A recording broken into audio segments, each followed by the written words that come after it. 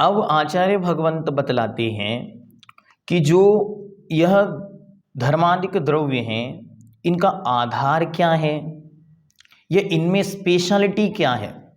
आइए देखते हैं। सूत्र नंबर 12,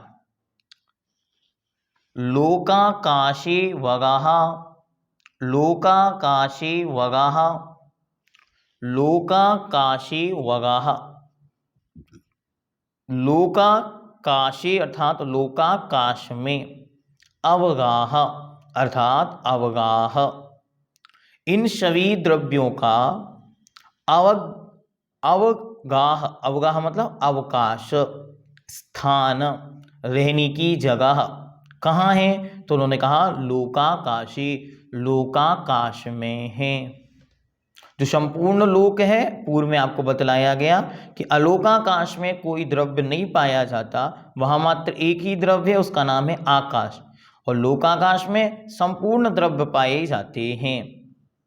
ये वहां रहते कैसे हैं, तो अब क्रमशः उनके विषय में बतलाते हैं। सूत्र नंबर 13, धर्मा धर्मयोः कृत्स्नी, धर्मा धर्मयोः कृत्स्नी, धर्म अधर्म, धर्म और अधर्म द्रव्य का अवगाह, अवगाह मतलब समझ रहे हैं आप, अवगाहन मतलब अवकाश, रहने का स्थान कहाँ है, तो कहते हैं कृत्स्नी, समग्र संपूर्ण लोकाकाश में है।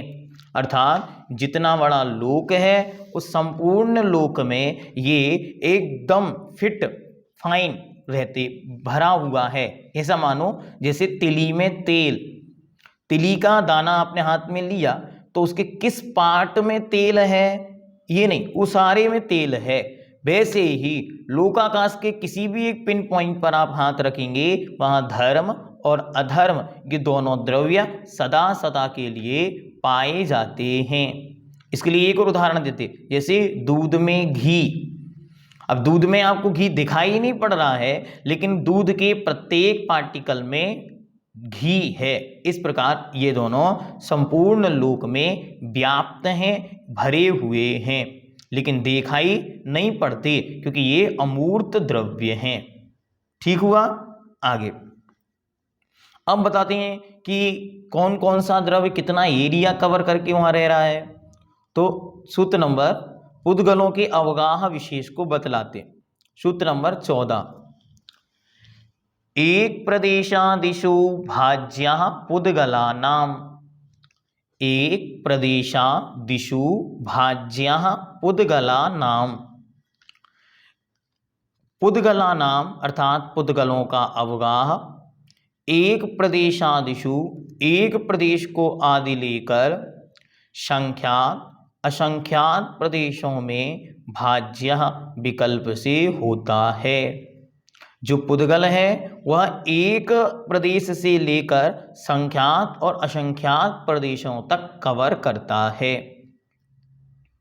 संख्यात असंख्यात और अनंत प्रदेशों वाले स्कंदों का लोक के एक संख्यात और असंख्यात प्रदेशों में अवगाह होता है। अवगाह मतलब रहने का स्थान होता है। ठीक हुआ। अब एक प्रश्न आपसे पूछते,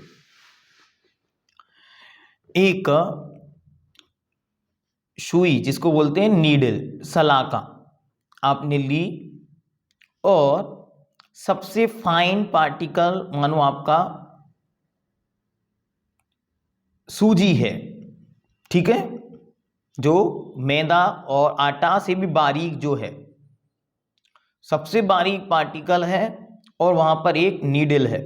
उसको आपने यूं आटे उसके अंदर डाला और यूं बाहर निकाला, तो उसके जो एंडिंग पॉइंट है उस पर आकर एक दाना टिक गया। ठीक है। अब हमारा प्रश्न है आपसे, कौन उत्तर देगा उसका। ठीक है। प्रश्न यह है कि वह जो उतना सा पार्टिकल उस नीडल के पिन पॉइंट पर ऊपर आकर चिपका है, वह कितनी प्रदेशी है। जल्दी। मणि जी गड़ा कोटा।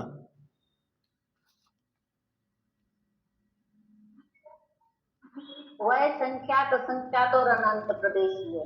कैसे? पुद्गल है क्योंकि पुद्गल है, पुद्गल पुद्गल द्रव्य संख्या संख्यात संख्यात और अनंत प्रदेशी है। सुषमा जी। जय जिनेंद्र भैया। जय जिनेंद्र। सही भैया, संख्यात असंख्यात संख्यात असंख्यात संख्यात प्रदेशी है भैया, सही है। हाँ रीना जी।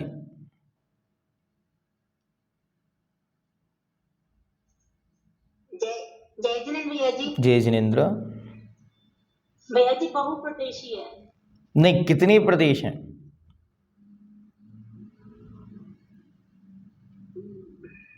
बहुप्रदेशी।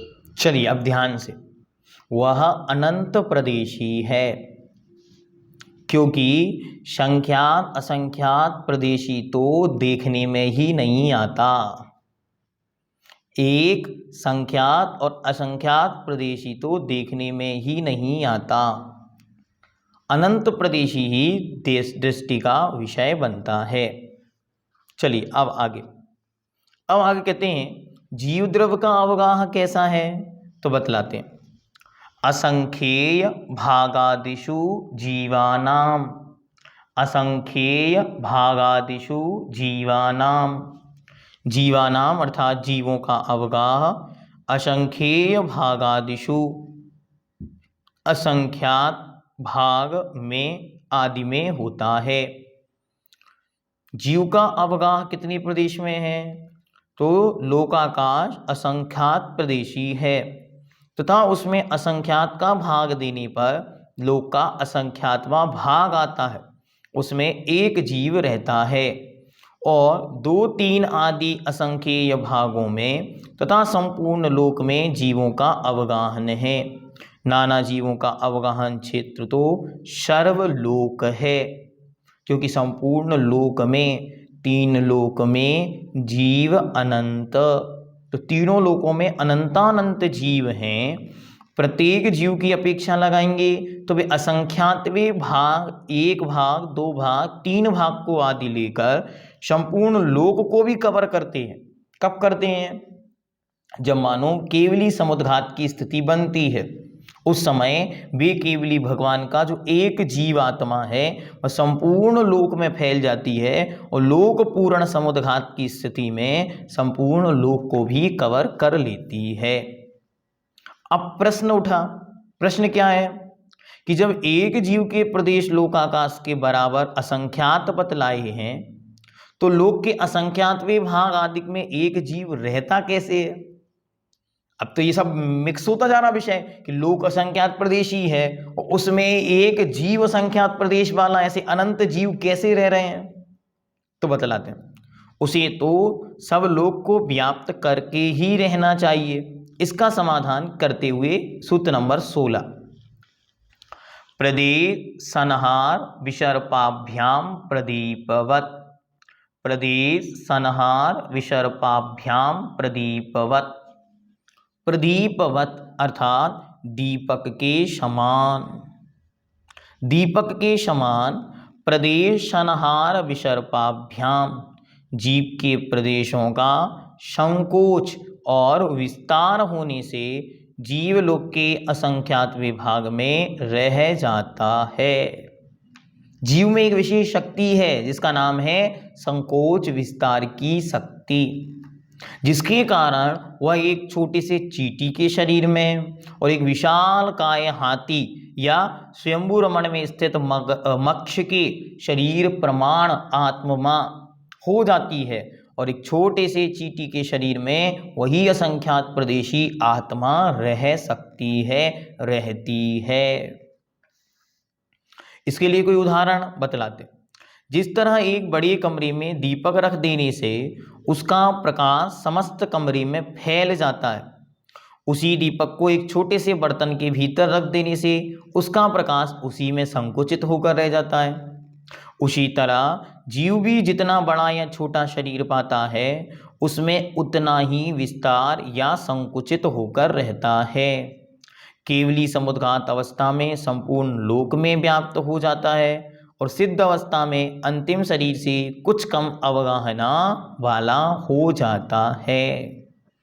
कितना सुंदर उदाहरण है कि एक छोटे से बर्तन में आपने दीपक जला के रख दिया, उसको ही मात्र प्रकाश देता है। उसे आपने एक बड़े से कमरे में रख दिया, बड़ी कमरे को प्रकाशित करता है। दो कमरों के बीच में दहली पर रख दिया तो दहलीज पर रखा हुआ दोनों कमरों को प्रकाशित करता है। तो यह उसकी अपनी एक स्पेशलिटी है। ऐसे ही इस जीव के साथ है कि संपूर्ण लोक में फैल जाने की सामर्थ्य रखता है, तो एक छोटी सी निगोदिया के शरीर में स्थित रहकर वह अत्यंत सूक्ष्म अवगाहना के साथ भी स्थित रहता है, तो एक विशाल अवगाहना के साथ भी वह विस्तार के साथ रह सकता है। इस प्रकार इसके विषय में जानना चाहिए, यह प्रदेशों के विषय में और वे कैसे कैसे द्रव्य स्थित रहते हैं, कहाँ कहाँ उनकी अवगाहना है, इसको यहाँ पर बतलाया। तो जीव लोक के असंख्यात विभागों में पुद्गल एक प्रदेश से लेकर जो अणु है वहाँ से लेकर संख्यात असंख्यात प्रदेशों में, और धर्म और अधर्म संपूर्ण लोक में, और काल द्रव्य एक अणु प्रदेश मात्र एरिया को कवर करते हुए संपूर्ण लोक में असंख्यात द्रव्य रहते हैं। असंख्य दब्बाणी जे एक एक के ठियाहू एक एक का, वे असंख्यात प्रदेशों में एक एक प्रदेश पर एक एक काल का अणु है, तो एक प्रदेश को कवर करते हैं लेकिन वे सब मिलाकर संपूर्ण लोक को कवर करते हैं। इस प्रकार यह आपका विषय यहाँ पर पूर्ण हुआ।